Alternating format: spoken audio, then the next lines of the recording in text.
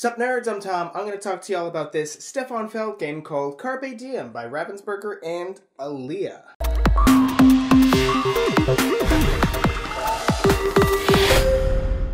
Carpe Diem, if you don't know, is a tile drafting game where we're going to be drafting tiles from the center of the board and placing them on our scoreboards here.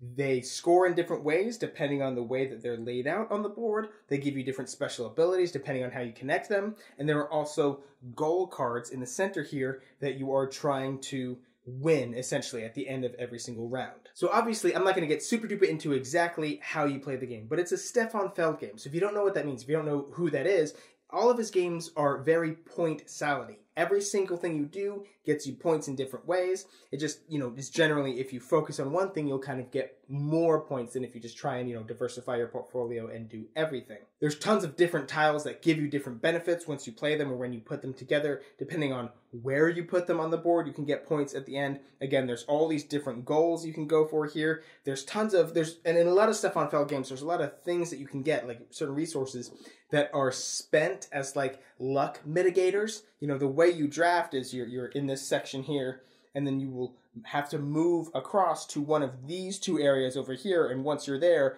you'll have to follow the lines to move across to one of these two areas. So like you can spend a bread to move wherever you want. You can spend a coin as a wild resource for these goals here that you're trying to complete. The theme on the game is pretty dry. I kind of honestly don't even really know what we're doing. Like, we're building a city for some reason. I guess it takes place back in this day here. But that doesn't matter to me all that much anymore. I do feel like, in my old age, I guess, I'm starting to get to that point where I just want to play a really good game, where I'm making really harsh decisions, lots of options, lots of really good ways to get points, ways to block my opponent, which is a big deal. Blocking is a pretty big deal. There isn't a lot of player interaction other than, in most Euro games, I did this thing before you did. However, because there's drafting in here, I really do feel like that is a more prevalent part of this game than maybe in some others. There's definitely times when I'm thinking I want to move over to here to pick up this tile and then move over there to pick up that tile.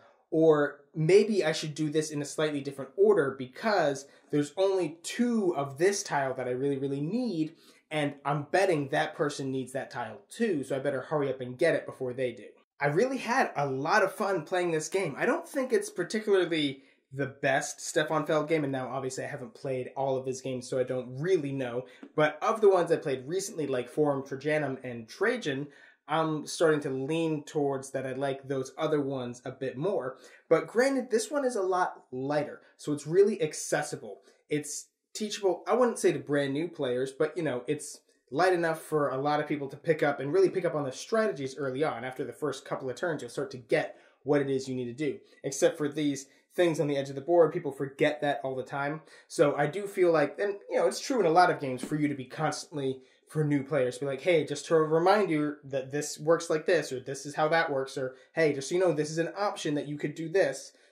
If you're playing with a new player and your intent is to crush them and destroy them, that's a little messed up. However, the main complaint that I'm going to have about this game, and it is something that a lot of people have said before, so I guess I won't touch on it too much, but the component quality, the color choices, and the graphic design and the theme, that whole portion of it is pretty blah. Component quality really isn't all that great. The box, I don't know if you can see how this box got kind of smashed. It got all busted up in shipping when it came here. And now, granted, that isn't necessarily Ravensburger's fault per se, but the box is so flimsy that it's much more prone to getting busted up in shipping. So, and hey look, it happened. The graphic design choices, everything just looks really bland and kind of blah, and the theme is almost non-existent. Like I said, that doesn't bother me all that much anymore, because again, there's a great game behind all of that, but that's just such an issue that it makes it hard for me. I don't know if partially because it's busted up, I don't know if I would want to keep this copy, mainly because I heard that they've heard the complaints and they're planning on doing a better edition and reprinting it and stuff. It's still a rumor kind of right now. I'll believe it when I see it sort of thing. But the main thing is this, like, some of these choices are just almost inexcusable. Like, the difference between these two greens is a big part of the game. You have to separate those out, and I'm looking at it, and also, like, you'd think, okay, well, maybe they need to be close because there are some other times when they're kind of mixed together and or something like that. But no, this could have been black on this side and white on this side, and it wouldn't have affected the gameplay at all. In fact, it would have been an improvement. It's just really hard to believe that this game went through so many different stages and so many different eyes looked on it and never once said, oh, wow, we should change some of these things. Obviously, of course, I don't know exactly the process. Maybe, you know, they didn't realize how close these greens were until they started printing, and oh, now we printed 1 million of them. Granted, I don't know. I'll give you the benefit of the doubt there. But that is my single largest negative with the game. But other than that, though, it's really, really fun, which is, you know, why I'm super conflicted about it, because, you know, it's just so blah, and everybody who I play it with always brings that up, and was like, wow, that really is annoying. This does look ugly, you know, and again, my box is pretty smashed.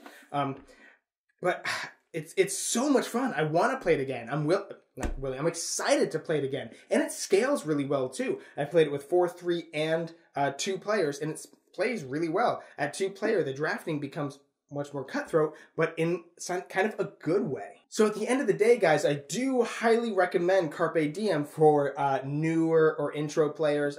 You know, the really, really heavy Euro gamers will probably find it, you know, a little bit lacking. Despite all of the graphic design and component quality problems that I have with it, I would recommend that you pick it up. We do have a purchase link in the description box down below. If that second edition or whatever does ever come out, maybe I'll change the link to that version. While you guys are down there, don't forget to subscribe to our channel so you'll never be bored. You can also spend 3 bet